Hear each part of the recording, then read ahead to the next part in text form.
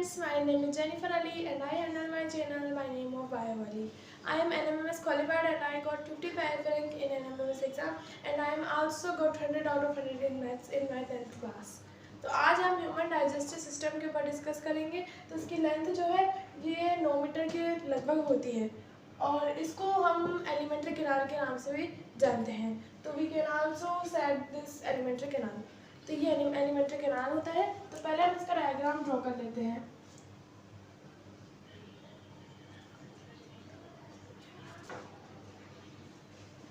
तो इसके अंदर ये जो डायग्राम है तो इसके अंदर पहले तो ये पार्ट में ये जो है ये माउथ कैविटी होती है और इसके बाद ये ऊपर नेसल कैविटी होती है और अब ये नीचे जो पाइप जा रही है ये पाइप होती है हमारे फूड पाइप और हम इसको जो ईसोफेगस भी कहते हैं। तो पहले हम इस आधे जो है डायग्राम्स को समझ लेते हैं। तो ये है माउथ। तो माउथ तो it is a important organ of our digestive system. हमारे डाइजेस्टिव सिस्टम का बहुत ही इम्पोर्टेंट जो है ऑर्गन है और ये वर्क करता है इजेशन का। बस ये इजेशन का ही वर्क करता है और इसके अंदर जो ये कंसिस्ट करके रखता है अपने अंदर टीथ्स को, जीभ को, टंग को और सलाइवरी ग्लैंड को। तो सलाइवरी ग्लैंड को हम यहीं एक ड्रॉ कर लेते हैं। तो ये पत्ती के आकार की जो है ये है सलाइवरी ग्लैंड।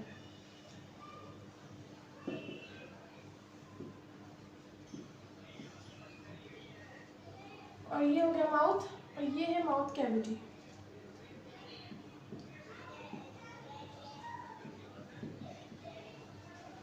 तो सलाइवरी ग्लैंड जो है तो ये केमिकल डाइजेशन में हेल्प करती है और इसकी कंसिस्ट करके रखती है यानी salivary gland consist salivary juice. तो सलाइवरी जूस को जो है कंसिस्ट करके रखती है। अब सलाइवरी जूस जो है वो एक एंजाइम को कंसिस्ट करके रखता है। तो ये जो सलाइवरी रस है, जो जूस है, ये एक एंजाइम को कंसिस्ट करके रखता है और वो एंजाइम होता है अमाइलेज। तो सलाइवरी के आगे हम यहाँ पे लिख देते हैं अमाइलेज। तो इस सलाइवरी अमाइलेज एक एंजाइम है जो सलाइवरी ग्लैंड से सिक्रीट होता है और इसी की वजह से जो हमारा फूड है उसका केमिकल पाचन जो होता है, केमिकल डाइजेशन जो होता है वो इसी से ही शुरू होता है। अब भाई इसी से शुरू होता है तो ये कुछ हेल्प करता हो किसी केमिकल डाइजेशन में, किस चीज़ को डाइजेस्ट करता है तो ये करता है स्टार्च को माल्टोज में, यानी कि the salivary amylase convert starch into maltose. तो माल्टोज में इसको कन्वर्ट करता है। स्टार्च की जो सूक्ष्मतम इकाई होती है, जो यूनिट होती है, स्मॉल यूनिट, वो माल्टोज ही होती है। तो ये इसका जो केमिकल डाइजेशन था। और माउथ के अंदर जो टीथ होते हैं वो टीथ जो है वो फिजिकल डाइजेशन करते हैं और ये टीथ 4 टाइप्स के होते हैं। 4 टाइप्स में जैसे इनकैसियर, कैनाइन, मॉलर एंड प्रीमोलर्स। तो ये 4 टाइप्स हमारे टीथ्स के हो गए जो अलग अलग वर्क करते हैं। पर इन टीथ्स के में से कोई भी टीथ जो है वो केमिकल पाचन नहीं करता, सारे फिजिकल डाइजेशन ही करते हैं। अब इसके बाद जब माउथ कैविटी है तो वो कंसिस्ट करके रखती है फूड को। नेक्स्ट हमारे यहाँ पे एक पैसेज आता है, इसको हम बोलते हैं फेरिंग्स। अब देखो ये फेरिंग्स जो है ये हमारे जो रेस्पिरेटरी सिस्टम होता है, जो श्वसन तंत्र होता है, उसके अंदर भी ये जो एज इट इज़ आता है ये वर्ड, और जो डाइजेस्टिव सिस्टम होता है उसके अंदर भी ये वर्ड एज इट इज़ आता है। तो अब इसके अंदर कुछ खासियत होगी इसी वजह से तो ये जो है रेस्पिरेटरी और डाइजेशन दोनों में ही आता है। और वो होती है इसकी खासियत कि एक ऐसा पैसेज है जिसके अंदर से जो हम सांस ले रहे हैं, जो हम नाक के थ्रू जो सांस ले रहे हैं, वो जो मुंह के थ्रू हम फूड ले रहे हैं, वो दोनों यहीं आके मिलते हैं। तो इस कॉमन पैसेज पे जो है ये दोनों सांस और जो फूड है वो दोनों यहीं आके मिलते हैं। तो अब बात ये आती है कि भाई हम दोनों यहाँ आके मिल रहे हैं तो अब हम कैसे पता चलेगा कि हमारा फूड फूड पैक में जाएगा और हमारी जो श्वास है, जो सांस है, वो ट्रैकिया में जाएगी। तो ये इसके अंदर ये कंसिस्ट करके रखता है एपिग्लॉटिस को। तो ये एपिग्लॉटिस को कंसिस्ट करके रखते हैं। अब ये देखिए एपिग्लॉटिस कैसे वर्क डन करता है। तो जैसे मान लीजिए ये जो है ये कोई हमारी फूड पाइप है। तब जैसे कि हम सब जानते हैं जो फूड पाइप और जो ट्रैकिया होता है यानी विंड पाइप होती है, ये दोनों एक दूसरे के आगे पीछे होती है।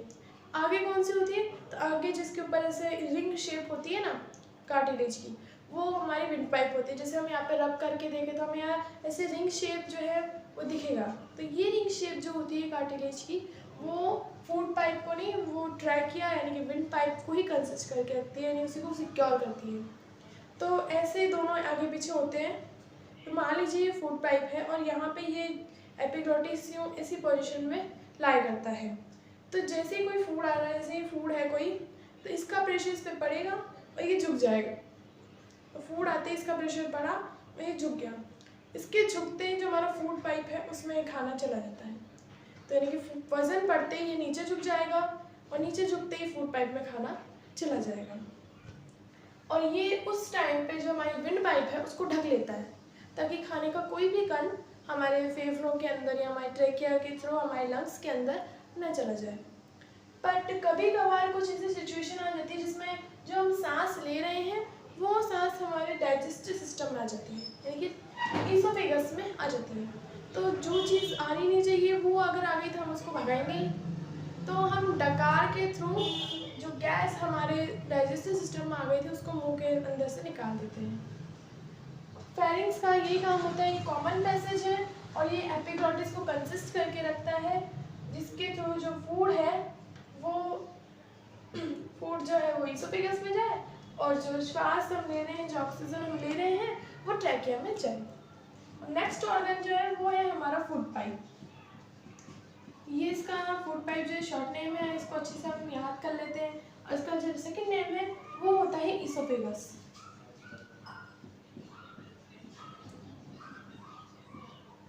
ईसोफेगस। अगर इसकी लेंथ कितनी होती है तो भी इसकी लेंथ होती है लगभग भी 25 सेंटीमीटर। तो इट इज 25 सेंटीमीटर लॉन्ग। तो ये जो भी मैं लेंथ अभी बता रही हूँ एक अडल्ट ह्यूमन की है और ये अबाउट में ही आती हैं। अब इसका वर्क तो देखिए पैरासिम्पैथिक मूवमेंट, हमने छोटी क्लास में देखा होगा जिसको हम हिंदी में परमाणुकुंचन गति कहते हैं। तो इसका जो पूरा जो लेंथ है इसकी, इस पूरी लेंथ के अंदर ये पैरासिम्पैथिक मूवमेंट होता है। अब ये पैरासिम्पैथिक मूवमेंट क्या होता है? तो देखो फूड आ रहा है तो भाई फूड का कोई वेट होगा, कोई जगह तो गिरेगा। अब सपोज करो कि हमारी जो फूड पाइप है वो एक पाइप होती है, जो हमारी फूड पाइप वो एक नॉर्मल जैसे हम पानी के पाइप देखते हैं ऐसे कोई पाइप होती है। इसके अंदर हम कुछ भी डालें वो डायरेक्ट हमारे स्टोमक में चला जाएगा। तो क्या ये हमारे जो है डाइजेस्टिव सिस्टम के लिए अच्छा रहता है? इससे तो भाई हमारी टाइम की बचत होती, पर इसका एक नुकसान ये होता है कि हम फिर लेटे लेटे खाना नहीं खा सकते, क्योंकि फिर वो खाना जाएगा नहीं और हम उल्टे लेटे तो सीधा मुँह में आ जाएगा। तो इसीलिए ये जो है काफ़ी सिकड़ी भी होती है। तो अब बात होती है कि अगर सिकड़ी हुई है तो फिर इसमें से फूड जाता कैसे नीचे? तो इसी मूवमेंट को हम पैरासिम्पैथिक मूवमेंट कहते हैं, जिसके थ्रू जो फूड है वो स्टोमक तक जाता है। अब इसके अंदर क्या होता है, जहाँ पे मान लीजिए यहाँ पे कोई फूड है तो यहाँ वाला पार्ट जो है वो फैल जाएगा। तो ये फैल गया, बस ये फूड को कंसिस्ट करने के लिए ये पार्ट फैलता है। अब ये पार्ट फैलते ही ऊपर वाला पार्ट सिकुड़ जाएगा। तो ऊपर वाला पार्ट के सिकुड़ते ही ऊपर से ग्रेविटेशनल फोर्स लगेगा और इसके वजह से ये फूड नीचे आ जाएगा। फिर नीचे वाला पार्ट फैल के ऊपर वाला सिकुड़ जाएगा, फिर प्रेशर बढ़ेगा, फिर वो नीचे जाएगा। तो इसी मूवमेंट को हम बोलते हैं परमाणुकुंचन गति। परमाणुकुंचन गति और इंग्लिश में हम इसको कहते हैं पैरासिम्पैथिक मूवमेंट। इसके बाद नेक्स्ट हमारा ऑर्गन जो है वो है स्टोमक, यानी कि आमाशय। तो पहले हम इसकी लेंथ देख लेते हैं। तो इसकी लेंथ जो है वो होती है 30 centimetre long and 15 centimetre wide. तो the stomach is about 30 centimetre long and 15 centimetre wide. तो इसकी जो फैलाव है इसका ये जिस तरीके से जो फैलाव है इसी को हम जो है 15 सेंटीमीटर तक ये फैलाव होता है एक अडल्ट में, और इसकी जो लॉन्ग होता है तो ये 30 सेंटीमीटर तक लॉन्ग होता है। अब इसके अंदर इसकी आकृति की बात करें तो ये होता है जे इन शेप। तो जैसे हम इसको देख रहे हैं तो ये जे इन शेप हमें कुछ कुछ लग रहा है, तो ये जे शेप का होता है रियल में। पर ये आप बताइए कि जे शेप का कब कब होगा, क्योंकि ये परमानेंट है। तो ये जे शेप का तब होगा जब ये खाली होगा, यानी इसके अंदर कोई भी फूड डाइजेस्ट करने के लिए नहीं होगा, तब तक इसकी शेप जे होती है। पर इसके अंदर जब कोई फूड चला जाता है तो ये फूल जाता है, अभी फूलेगा तो फिर इसकी जे शेप है जो वो चेंज हो जाती है। तो इसलिए इसकी जे शेप जो है वो उस टाइम पे होगी जब टाइम पे हम भूखे रहते हैं। अब इसके बाद हम नेक्स्ट ऑर्गन देखते हैं, तो ये थोड़ा सा यहाँ पे सी शेप में आ जाता है। वो सी शेप का ऑर्गन होता है ड्यूडेनम। और ये जो मैं अभी टॉक कर रही हूँ ये है लार्ज इंटेस्टाइन। तो ये लार्ज इंटेस्टाइन है, इसको ड्रॉ करना भी काफ़ी आसान होता है। अब ये अंदर जो है ये है हमारी स्मॉल इंटेस्टाइन। तो इसको ऐसे ही कर देते हैं ड्रॉ। इसके बाद ये जो है ये हमारा है अग्नाशय यानी कि पैनक्रियास। तो पहले हम इतना ही देख लेते हैं। तो ये तो हमारा स्टोमक का था, फिर हम इसके जो मैकेनिज्म पर भी हम इसमें बात करेंगे। तो ये जो है ये एसिड अणु को कंसिस्ट करके भी रखता है, एसिड एसिड को। ये अपने अंदर एसिड को कंसिस्ट करके रखता है, और इसका जो मैकेनिज्म है वो हम अभी समझेंगे थोड़ा बाद। पहले हम इसके स्ट्रक्चर पर डिस्कस कर लेते हैं। तो फर्स्ट पहले हम देख लेते हैं लार्ज इंटेस्टाइन को।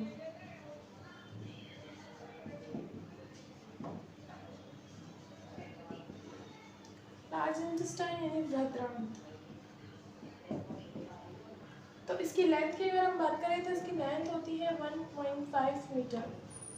तो ये लगभग 1.5 मीटर जो लॉन्ग होता है। और जो स्मॉल इंटेस्टाइन है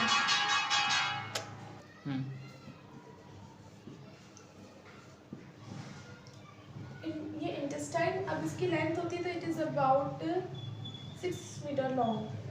तो अब हम इसके अंदर देखें तो भाई इसका नाम है लार्ज और इसका नाम है स्मॉल।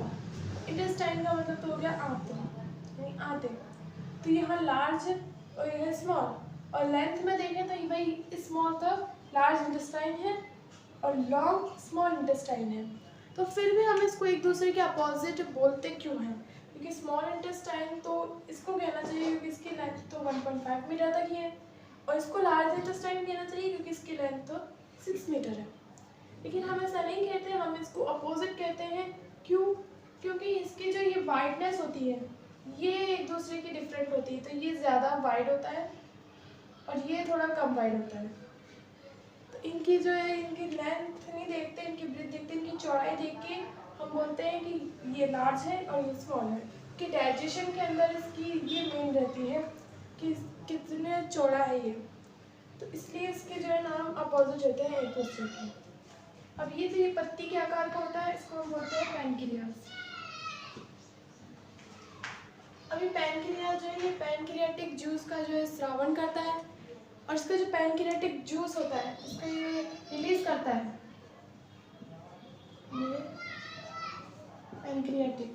पैनक्रियाटिक जो जूस होता है उसका पीएच मान होता है 8.8। तो अब इसका पीएच मान 8.8 है, यानी कि ये अल्कलाइन होता है कि बेसिक इन नेचर होता है। और इसके बेसिक इन नेचर होने का रीज़न भी हम देखेंगे। और अभी इसका पीएच मान याद रखें, इसका पीएच मान जो है वो 8.8 होता है। अब इसके बाद जो है हमारा नेक्स्ट ऑर्गन वो है लीवर।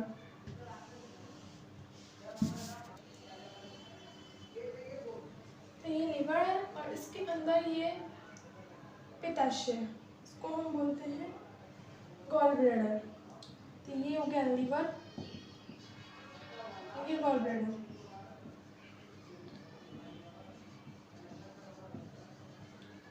तो अब देखिए हम इसके अंदर समझते हैं। तो लीवर जो है इसके पीछे गॉल ब्लैडर होता है। तो अब इस डायग्राम के अंदर हम इसको पीछे नहीं दिखा सकते, इसलिए हम इसको लीवर के अंदर दिखाते हैं। तो अब इन दोनों के अंदर क्या होता है, लीवर जो है बाइल जूस को सिक्रीट करता है। अब बाइल का पीएच मान, तो इट्स पीएच इज अबाउट 8। ये भी एक एल्कलाइन होता है। अब ये इसका पीएच 8 है, ये एल्कलाइन है। सिक्रीट्स कौन कर रहा है? लिवर। पर इसको स्टोर लिवर नहीं करता, लिवर का काम सिर्फ सिक्रीट्स करना है। इसको स्टोर करता है गॉल ब्लैडर, इसकी स्टोरेज है वो गॉल ब्लैडर करता है। अब इसके बाद इंटेस्टाइन जब स्मॉल, तो स्मॉल इंटेस्टाइन जो है वो इंटेस्टाइनल जूस को कंसिस्ट करके रखती है। इंटेस्टाइनल जूस को कंसिस्ट करके रखती है। अब इस इंटेस्टाइनल जूस का भी एक पीएच होता है, तो इसका पीएच होता है अबाउट 8.3। ये इसका पीएच हो गया अबाउट 8.3। तो ये भी एक एल्कलाइन होता है, यानी कि बेसिक होता है। अब इसके बाद जो नेक्स्ट ऑर्गन है वो है रेक्टम। अब रेक्टम, तो रेक्टम देखिए स्मॉल जो लार्ज इंटेस्टाइन है उसी का ही एक पार्ट होता है। अब लार्ज इंटेस्टाइन का पार्ट है, लेकिन इसका वर्क जो है वो लार्ज इंटेस्टाइन से थोड़ा सा अलग होता है। लार्ज इंटेस्टाइन क्या करती है, जो वेस्ट मटेरियल स्मॉल इंटेस्टाइन के बाद डाइजेस्टिव सिस्टम के अंदर पूरा डाइजेशन होने के बाद जो बचता है वेस्ट मटेरियल, उसको यहाँ से लेके जाती है, क्योंकि यहाँ पे एक नली है वो जुड़ती है यहाँ स्मॉल इंटेस्टाइन की। तो यहीं से ही शुरुआत होती है वेस्ट मटेरियल की, और जैसे जैसे वेस्ट मटेरियल यहाँ जाता है वैसे वैसे उसके अंदर जितना भी वाटर है उस वाटर को ये लार्ज इंटेस्टाइन जो है सोखती चली जाती है, और रेक्टम उसको स्टोर करके रखता है इसके अंदर। तो रेक्टम का काम होता है वेस्ट मटेरियल को स्टोर करना। इसके बाद नेक्स्ट ऑर्गन है एनस। एनस के जो वेस्ट मटेरियल जो है वो बाहर निकाल दिया जाता है। तो ये हमारा डाइजेस्टिव सिस्टम था। अगर आपको ये वीडियो अच्छा लगता है तो मेरी वीडियो को लाइक, सब्सक्राइब एंड ज़्यादा से ज़्यादा शेयर करना, और आपको ये वीडियो कैसा लगा ये मुझे कमेंट करके बताना। और इसके नेक्स्ट पार्ट में हम डाइजेस्टिव सिस्टम के मैकेनिज्म पर डिस्कस करेंगे, और ये वीडियो डाइजेस्टिव सिस्टम के पूरे स्ट्रक्चर और उनके लेंथ के ऊपर थी। Okay, bye.